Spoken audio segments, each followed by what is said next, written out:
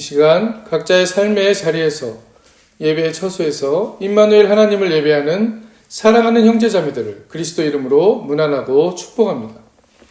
오늘은 성서본문 욥기 38장 1절에서 11절의 말씀을 가지고 알지 못함을 아는 지혜라는 제목으로 성령의 깨닫게 하심을 간구하며 말씀을 나눠보고자 합니다. 오늘은 성령 강림 주일 후 넷째 주일 예배로 예배합니다. 사람은 무언가를 인식하는 존재입니다. 무엇인가 정보를 보고 듣고 느끼고 하는 과정을 거쳐서 우리의 몸 안으로 뇌를 통하여서 그 정보가 들어오죠. 그리고 그것이 무엇이다라고 정의를 내리게 됩니다. 대부분 사람들은 그 정의가 이것이 무엇이다라고 했을 때 이 정의가 비슷하게 나오는 것을 보면서 이것이 그렇게 우리가 말하는 것이 맞는가 보다 라고 이야기하게 되는 것이죠. 여기 앞에 놓여있는 돌을 보면서 그렇게 예를 들면 그렇게 얘기를 할 수 있다는 것입니다. 이것이 돌이다 라고 얘기했을 때 우리가 처음 봤을 때 이것을 돌이라고 배웠습니다. 그렇기 때문에 이걸 돌이라고 인식하는 것이고, 아니면 돌이 앞에 있다라고 많은 사람들이 그 무엇인가, 이름을 모를 때는 그 무엇인가가 앞에 있다라고 얘기하는 것을 종합해서 만들어 보니까 이게 돌이 맞나 보다 라고 이야기하고 있는 것이지요. 사실은 그러한데 우리는 이게 맞나 보다라고 얘기하는 게 아니고 이것이 돌이다 라고 완전한 답을 내어서 이야기를 하고 있다는 것입니다. 오늘 나누고 싶은 이야기는 이 인간의 이러한 부분들을 좀 들여다보자는 것입니다. 어떻게 이렇게 앞에 놓여 있는 것을 돌이라고 이야기하는 것이, 많은 사람들이 이야기한다고 해서 또 그것을 내가 강하게 내가 보고 듣고 느끼는 것으로 말한다고 해서 그것이 정말 돌이라고 말할 수 있는가라는 것의 의미인 것이죠. 좀 복잡하게 들리지만 이것의 질문은 바꿔 말하면 우리가 생각하고 이해하는 어떠한 현상, 드러난 현상이라는 것은 결국 우리만의 방식으로 수많은 개별적인 개인들이 그것을 다르게 이해하고 있다는 것을 보여주는 증거라는 것입니다. 돌이라는 것을 공통되게 이해하는 것 같지만 돌을 보는 각도도 틀립니다. 그 돌에서 보여지는 것을 바라보는 부분도 다르죠. 이와 같이 돌을 보고 있다라고 생각하지만 그 안에 깊이 들어가 보면 나의 세계와 당신의 세계가 비슷하게 이해하는 것 같은데 전혀 다른 세계를 가지고 다른 이해를 하고 있음을 발견한다는 것이죠. 겉으로는 비슷해 보이지만 안에서는 전혀 다른 독특함과 다름이 존재하고 있다는 것을 말하는 것입니다. 그런데 이것을 돌이라고 할 때 정확히 내가 지금 보고 지금 느끼고 지금 만져보고 있는 돌이다라고 하는 것과 다른 사람이 받아들이는 돌이라는 것, 전혀 다른 각도에서 다른 부분에서 보고 있기 때문에 그것이 과연 같다고 할 수 있을까요? 그것은 아니라고 얘기할 수밖에 없다는 것입니다. 분명 알 수는 없지만 내 생각과 이웃의 생각이 차이가 있다. 모두 다 아는 얘기죠. 모두 다 아는 얘기입니다. 그렇지만 이것을 우리가 안다고 해서 그것을 그대로 삶에 반영하며 살아가느냐, 이것이 바로 우리가 던져야 될 질문입니다. 내 이웃과 이웃의 이해가, 내 인식과 이웃의 인식이, 그리고 더 나아가 내 하나님의 이해와 이웃의 하나님의 이해가 다를 수 있다는 것을, 내 신앙과 이웃의 신앙이 다를 수 있다는 가능성을 말해야 한다는 것이죠. 다름을 여기서 강조하는 이유는 바로 내가 아는 것, 내가 인식하는 것 안에서 우리는 모든 것을 이해하는 성향을, 그것을 이해하려는 성향을 가지고 내 삶 안에서만 답을 내려고 한다는 인간의 모습을 말하려고 하는 것입니다.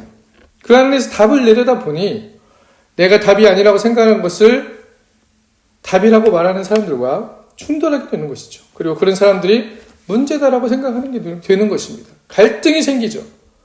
심지어는 분노와 미움도 생겨납니다.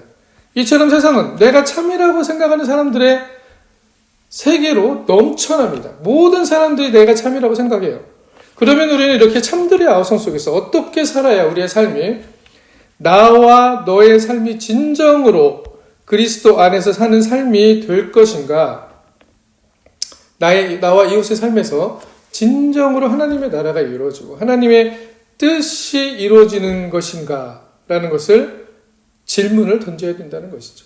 오늘 욥기 성서 본문을 가지고 이런 인간의 내 알미라는 것 안에서 행해지고 있는 삶의 모습들을 바라보길 원합니다. 그리고 하나님의 지혜를 통한 내 알미의 지혜가 아닌 하나님의 지혜, 나의 알미의 지혜를 넘어서는 하나님의 지혜를 통한 하나님과 나와의 관계, 그리고 나와 이웃의 관계, 더 나아가 나와 세계의 관계를 생각해 보기를 원하고 그것을 통해 하나님의 지혜를 깨닫기 원합니다.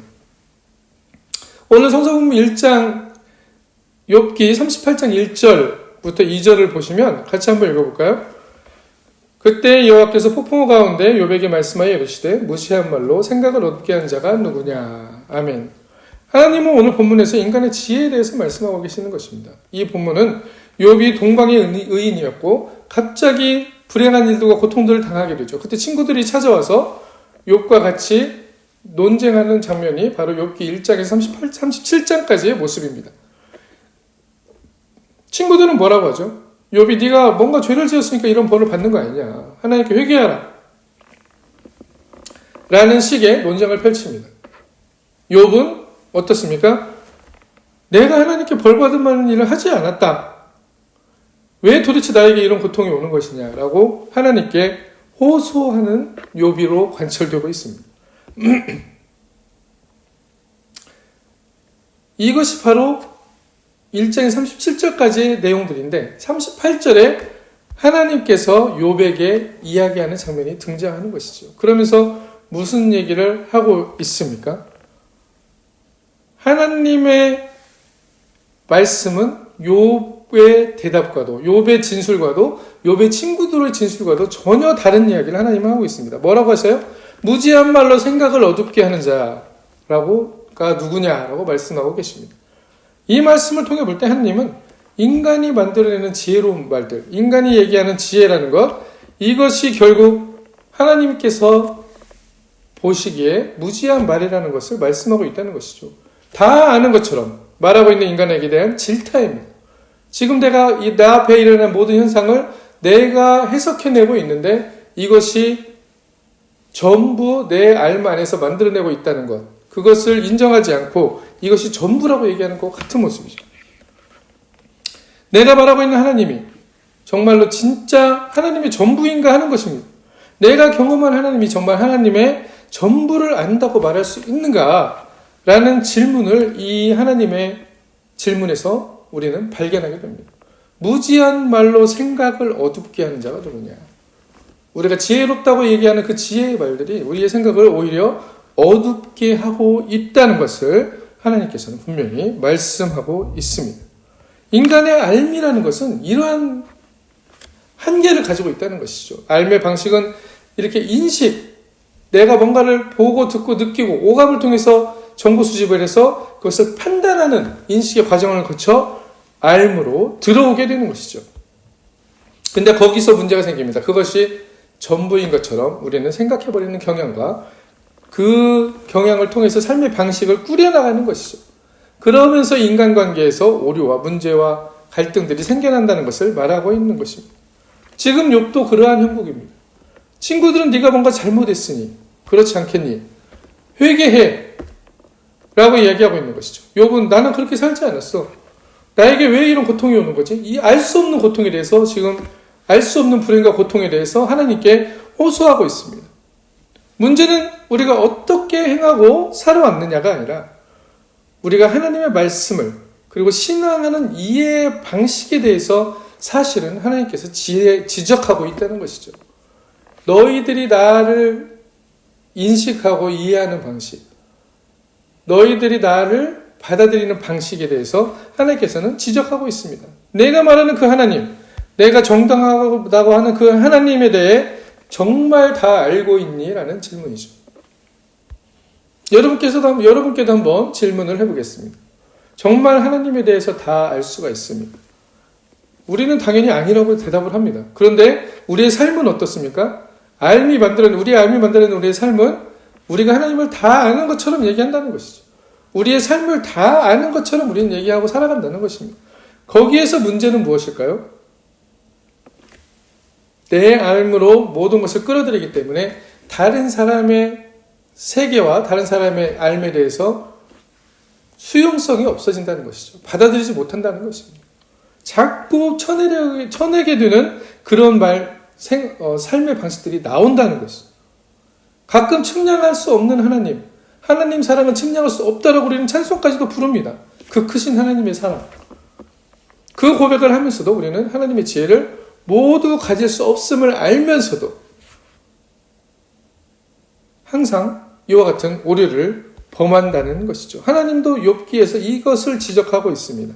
무지한 말로 생각을 어둡게 한 자가 누구냐라는 것이죠. 욥에게 뿐만 아니라 하나님은 우리에게도 이 질문을 하고 계십니다.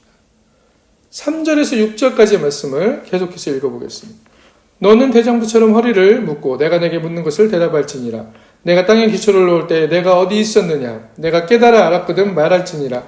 누가 그것의 도량법을 정하였는지, 누가 그 줄에 그것 위에 띄웠는지 내가 아느냐. 그것의 주추는 무엇 위에 세워졌으며 그 동이들은 누가 놓았느냐. 그때의 새벽별들이 기뻐 노래하며 하나님의 아들들이 다 기뻐 소리를 질렀느니라. 아멘. 어떻습니까? 이러한 질문들이 하나님께서 우리에게 하신다면 욥에게 하시듯이 과연 우리는 무엇이라고 대답할 수 있을까요? 당연히 우리는 모릅니다라고 얘기할 것입니다. 사실 이렇게 우리는 모르고 사는 존재들이에요. 그 얘기를 듣고 싶어 하지 않을 뿐이지 정말 모르고 사는 존재들입니다. 우리가 아는 알미라는 것은 정말 하나님의 지혜의 가장 미세한 점과 같은 부분일 수도 있습니다. 하나님의 말씀을 통하여 우리는 하나님의 지혜를 그리고 하나님의 성령을 통하여 하나님의 지혜를 가지고 세상에 살아가는 그리스도인들입니다. 하지만 우리가 보고 듣고 만지고 느끼는 것이 하나님의 전부라고 착각하며 살고 있는 경우가 허다하다는 것을, 그것을 우리가 인정하지 않고 살아간다는 것이죠. 인정하지 않는다는 것입니다. 그것이 전부라고 우리가 믿고 여기고 살아간다는 것이죠. 오늘 욥기 본문이 우리 상태를 그대로 보여주는 말입니다. 이것은 하나님께서 우리를 비하하려는 말이 아니에요. 너희는 안 되라는 것을 얘기하는 것이 아닙니다. 우리가 생각하는 생각에 갇혀있는, 나의 지혜에 갇혀있는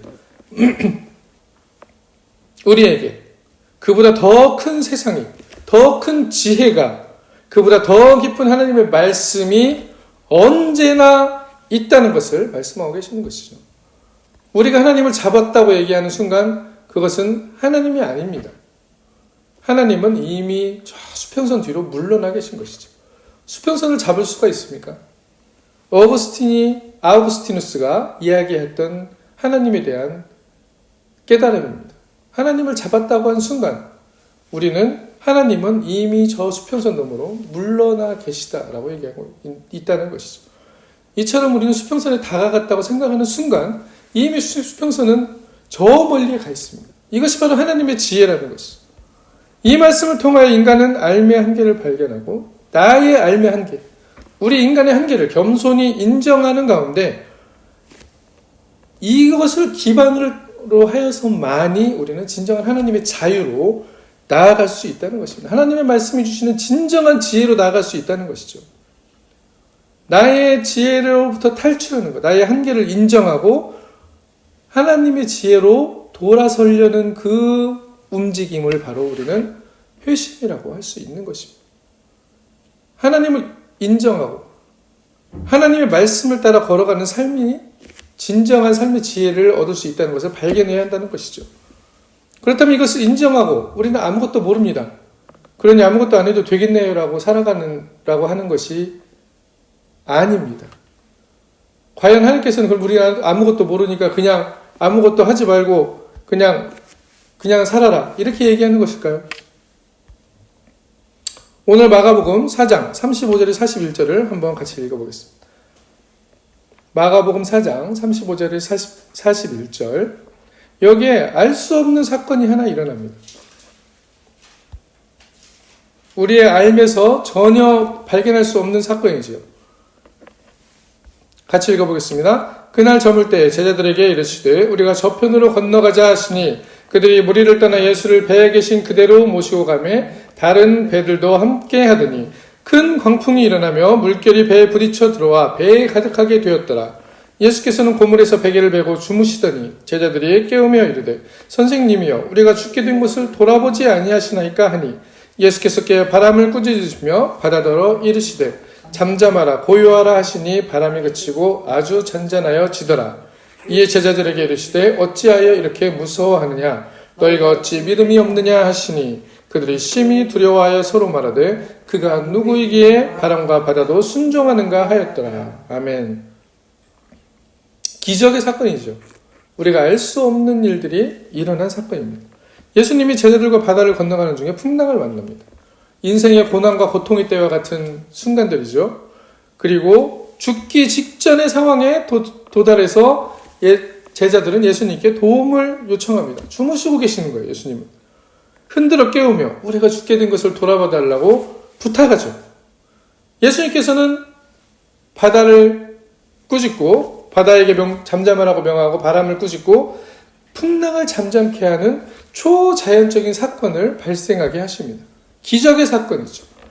우리는 여기서 이 어려운 상황을 주님께서 우리의 어려운 상황들, 인간의 인생에서 고통과 고난의 순간들을 주님께서 헤쳐나가게 해주신다. 거기로부터 이 두려움과 고난으로부터 우리를 해방해 주신다는 주님을 많이 이야기합니다. 우리가 죽게 되었을 때 우리를 건너내 주신다라는 설교의 말씀을 수도 없이 들었을 것입니다.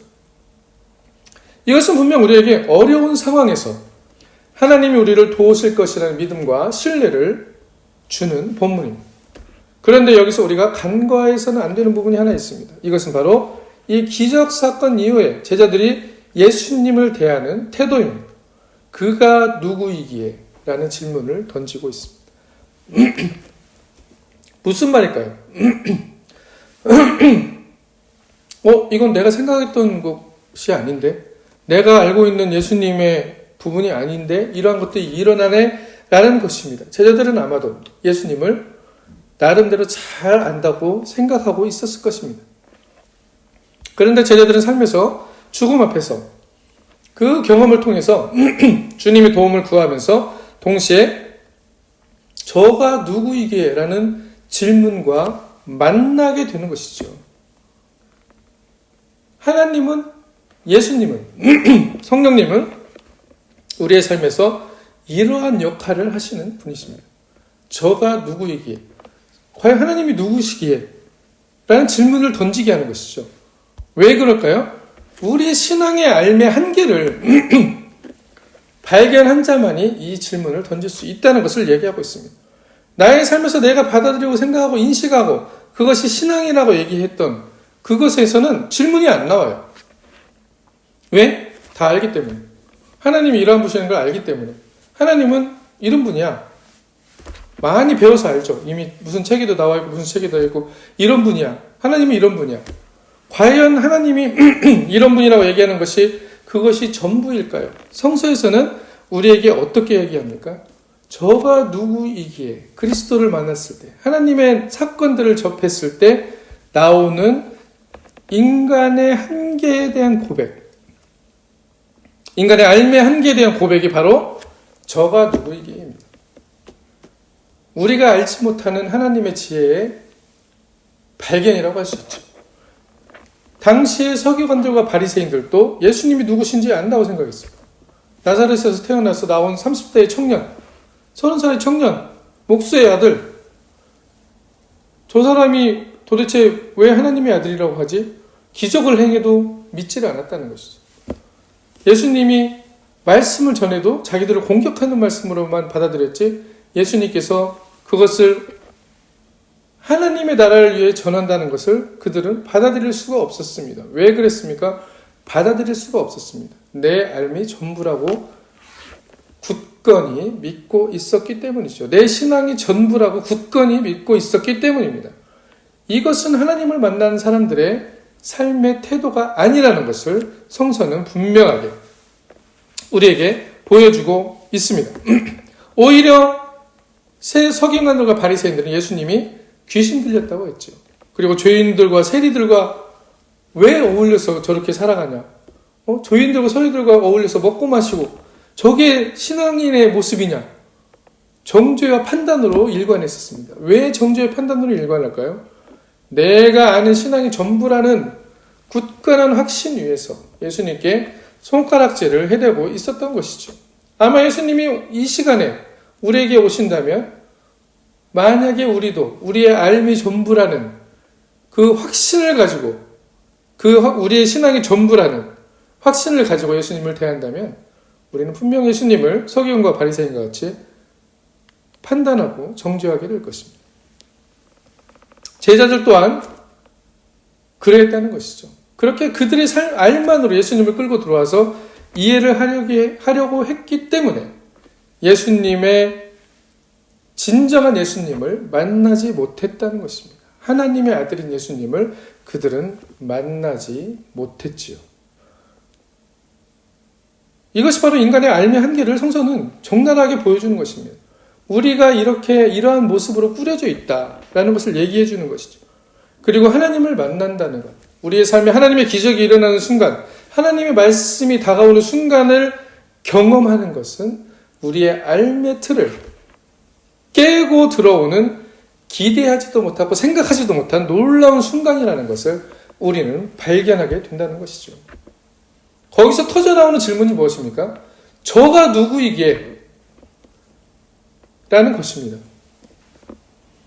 전혀 기대하지 못했던 일들이 하나님의 나라에서는 일어나고 있는데 우리는 하나님을, 예수님을, 성령님을 나의 삶 안에서 전부라고 말하면서 살아오고 있었다는 것이죠.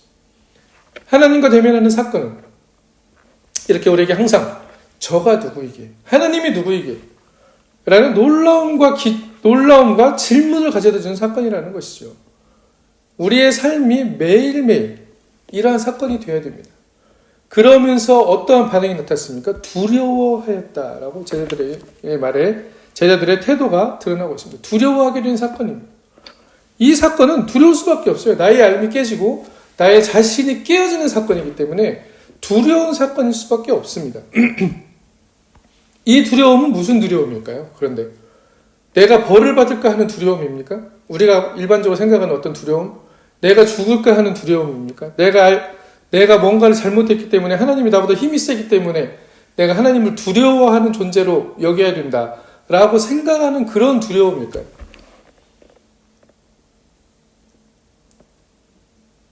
내가 알지 못하는 것이 내 삶의 침투에 들어오며 하나님의 지혜가 내 삶의 침투에 들어오며 나의 알미라는 것이, 나의 지혜라는 것이 송두리째 흔들리는 두려움입니다.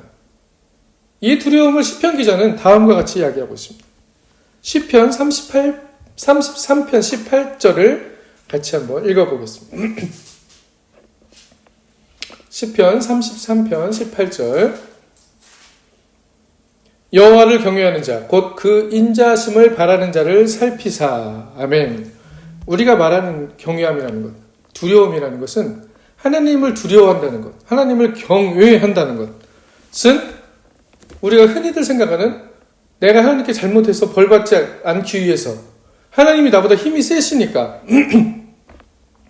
라는 식의 우리의 삶의 방식의 하나님 이해가 아닙니다. 여기서도 우리의 삶이 또 깨져야 되는 거죠. 인간이 생각해내는 삶에서 나오는 두려움의 표현이 바로 이런 두려움이라는 것입니다. 경이라는 것을 이렇게 얘기합니다. 그러나 시편 기자는 하나님에 대한 두려움을 어떻게 얘기하고 있습니까? 인자하심을 바라는 자라고 얘기하고 있습니다. 하나님을 경외하는 자, 곧 그 인자하심을 바라는 자.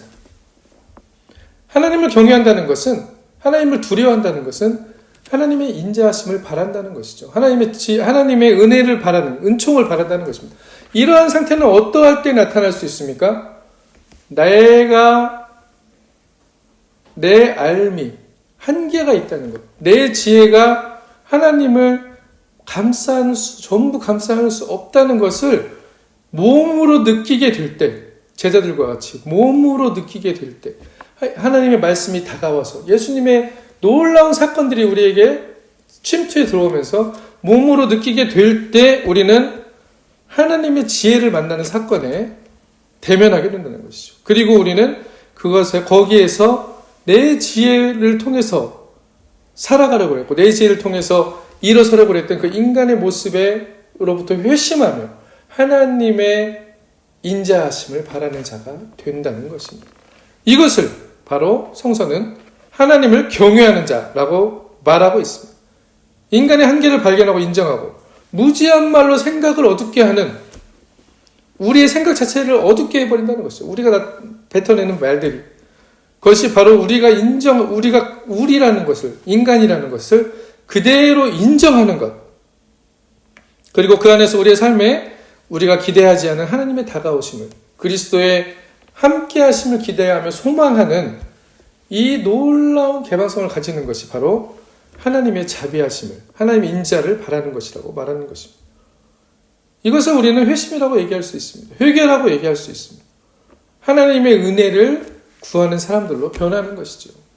내 지혜 안에서 하나님을 이해하고 그것을 내 지혜 안에서 하나님을 내 마음대로 움직이려고 하는 것이 아니고 내 지혜를 깨트리고 나와서 하나님의 지혜로 향하는 사람들, 나의 지혜의 한계를 인정하고 잘못된 부분들을 인정하고 돌아서는 사람들, 그 사람들이 바로 하나님의 자비를 구하는 사람들이고 하나님을 경외하는 사람들이라고 성서는 이야기하고 있는 것입니다.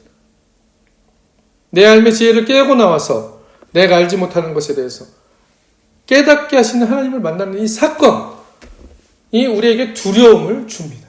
우리의 존재를 흔들어 버리죠. 그리고 하나님의 자비를 바라게 하는 지혜의 선물을 우리에게 선사한다는 것입니다. 우리의 삶은 이렇게 지속적인 회심의 순간들이 되어야 됩니다. 하나님을 경외하고 하나님의 자비를 바라는 삶이 되어져야 합니다. 성령의 지혜로 세상을 살아갈 수 있는 가능성 있는 존재, 그렇게 살아갈 수 있는 가능성이 있는 존재로 태어나게 하는 것, 다시 태어나는 것, 새롭게 태어나게 하는 것이 바로 이러한 의미인 것이죠. 우리는 날마다 이렇게 두렵고 떨림으로 우리의 삶에 하나님의 나라가 이루어지길 소망하며 내 지혜가 아닌 하나님의 지혜로만이 하나님의 나라가 이루어질 수 있음을 발견하고 하나님의 뜻이 나의 결정들을 해서 이루어지길 소망하며 하나님의 자비를 바라며 살아가는 것입니다. 오늘 본문 8절에서 11절까지를 읽어보겠습니다. 욥기 38장 8절에 11절. 바다가 그 모태에서 터져나올 때에 문으로 그것을 가둔 자가 누구냐? 그때 내가 구름으로 그 옷을 만들고 흑암으로 그 강보를 만들고 한계를 정하여 문빗장을 지르고 이르기를 내가 여기까지 오고 더 넘어가지 못하리니 내 높은 파도가 여기서 그칠지나 하였노라. 아멘. 하나님은 분명 창조 때 흑암과 강보를 만들고 한계를 정하여 문빗장을 지르고 내가 여기까지 오고 더 넘어가지 못하리라. 내 높은 파도가 여기서 그칠지니라 라고 하나님께서는 자연에도 경계를 그어주셨습니다. 하나님은 우리 인간에게도 한계를 지어주셨습니다. 인간은 한계 지어진 인간입니다. 이것은 분명 인간의 지혜에 소망 없음을 하나님께서 말하고 있다는 것입니다. 그것을 선포하고 있죠. 내가 여기까지 오고 더 넘어오지 못하리니 내 높은 파도가 여기서 그칠지니라 라고 말하였던 것처럼 이것을 들으면 기분 나쁘신 분들도 있으실 거예요. 잘 들여다보면 이것을 듣고 기분 나쁜 이유가 나를 비하하는 것 같아서죠. 내 자존감이 사라지는 것 같아서 그렇습니다. 그리고 그것은 바로 하나님을 신앙한다고 하지만 사실은 내 지혜의 우월함을 가지고 내 지혜의 탁월함을 가지고 하나님을 이해하려는, 하나님을 전부 다 안다고 하려는 굳게 그것을 믿고 살아가고 싶은 사람이기 때문에 이런 반응이 나타나는 것이죠. 여기에 대한 자백입니다. 여기에 대한 고백이라고 생각하시면 됩니다. 내가 하나님의 이런 말씀을 듣고 기분이 나빠지고 내 자신이 초라해지는 것처럼 느껴진다는 것은 내가 아직도 나를 벗어나지 못했다. 내 지혜에서 갇혀서 아직도 살아가고 있구나라고 생각하시면 될 것입니다. 우리의 삶에 대한 태도가 바로 그러하다는 것이죠. 이것이 매 순간 우리에게 일어나는 일이라는 것을 우리는 또한 발견해야 합니다. 한 번 회심했다고 되는 게 아니에요. 지속적으로 매 순간 회심이 일어나야 된다는 것입니다. 우리는 그것이 신앙이라고, 지혜라고 말하면서 여태까지 살아왔다는 것입니다. 그런데 그것이 잘 들여다보니 내가 맞다고 얘기하는 것이 되고 이것들이 참들의 아우성이 되고 온 세상이 다 내가 절대적으로 맞는 답을 가지고 있다고 얘기하며 결국 만들어내는 결과물이 무엇이었습니까? 분쟁과 전쟁과 싸움과 다툼과 시기와 질투와 이것을 만들어내고 있었다는 것이죠. 하나님의 이름으로 삶에 인풋을 했는데 하나님의 말씀이라고 하나님의 지혜라고 삶에 인풋을 했는데 아웃풋은 뭐가 나왔습니까? 분쟁과 시기와 다툼과 분냄과 당지음과 수근수근함과 이런 것들이 나왔다는 것이죠. 이 열매가 무슨 열매입니까? 성령의 열매입니까? 아니죠. 성서의 디모데서에서는 분명히 이것이 하나님 나라에 합하지 않은 열매라고 얘기하고 있습니다. 성령의 열매는 아니죠. 욥의 친구들이 그랬고 우리의 삶이 지금도 그러합니다. 죄를 지어서 벌을 받은 거니 회개하라는 말로 다른 사람들을, 나의 이웃들을 나는 하나님 앞에서 깨끗하고 너는 죄를 지었으니 회개하라고 얘기하면서 정죄하고 그들을 판단하고 상처 주는 일들이 얼마나 많이 교회 안에서 일어나고 있습니까? 과연 그것이 하나님의 나라인가? 라고 우리는 질문해야 하며 내가 아는 알므로 다른 사람의 삶을 재단하고 있는 나의 오만한, 교만한 자아를 발견해야 한다는 것이죠.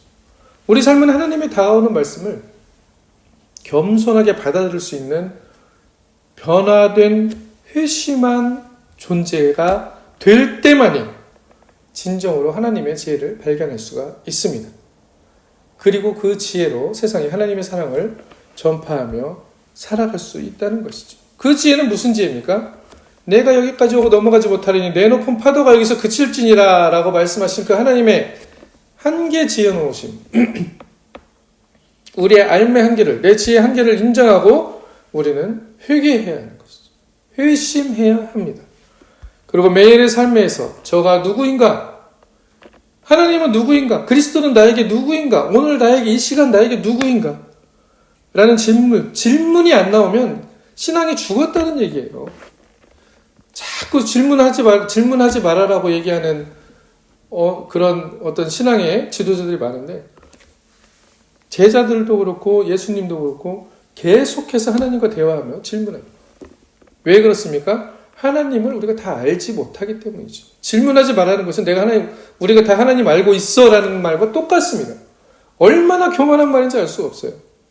그것을 깨트리지 못하면 우리는 우리의 교만한 자아 안에 하나님을 가두는 그러한 교만한 신앙인들이 되어져 버리고 만다는 것이죠. 그 결과는 여전히 분명합니다. 이웃을 정죄하고 판단하는 것이죠.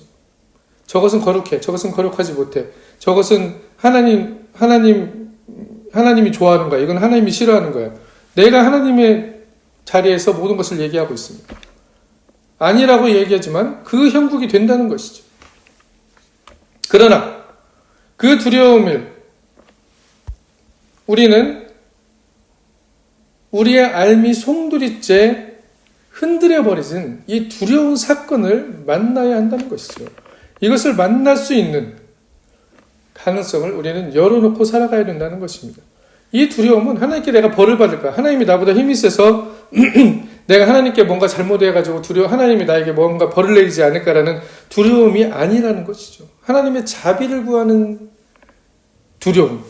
이것이 바로 하나님의 경외하는 삶이라는 것입니다.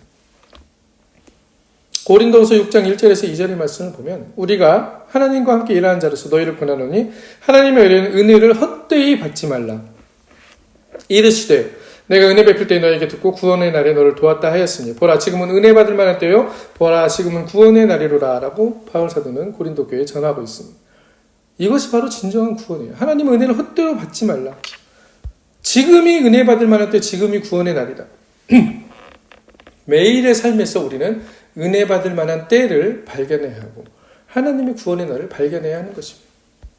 나의 한계를 인정해야 되는 것입니다. 나의 지혜의 한계를 인정해야 된다는 것입니다. 내 지혜가 하나님의 지혜인 것처럼 했던 그 모든 행동들을 회개해야 한다는 것입니다. 내가 나의 알므로 이웃에게 행한 수많은 잘못들을 회개하고 회심해야 한다는 것입니다. 이러한 회심은 매 순간 일어나는 회심이며 그렇게 될 때 우리의 삶에서 우리가 기대하지 못한 놀라운 하나님의 말씀에 다가오는 것을 발견하게 된다는 것이죠.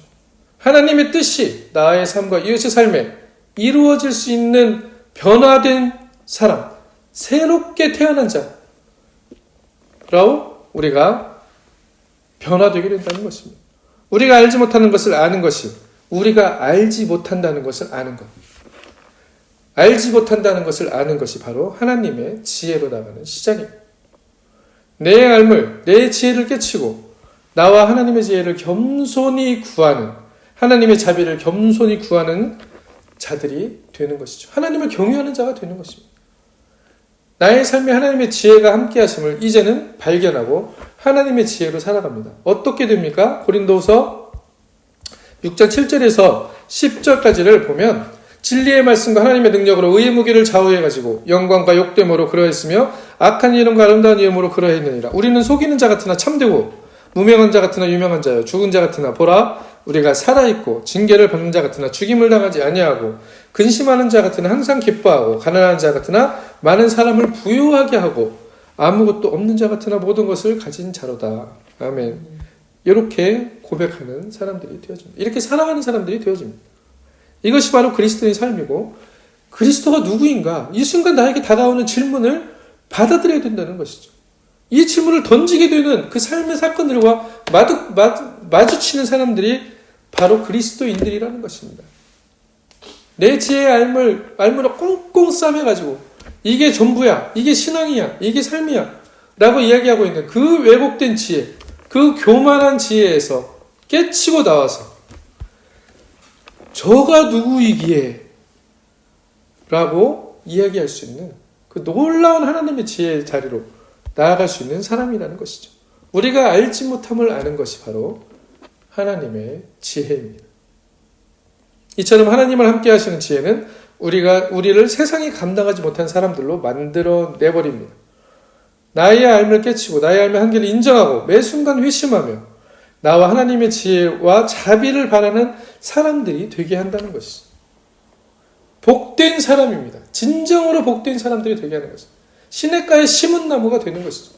시절을 쫓아 과실을 맺는 사람들이 되게 하는 것입니다. 악한 일을 행치 않는 사람이 바로 이런 사람들입니다. 하나님의 지혜와 함께 내 삶에서 하나님의 나라가 뜻이 이루어지기를 소망하며 살아가는 그 삶 안에서 하나님이 함께 하시는 복이 드러나게 됩니다.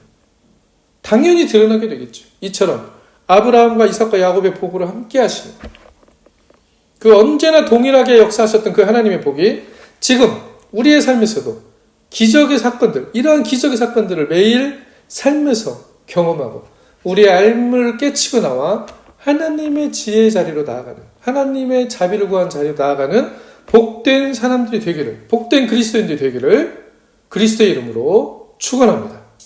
아멘.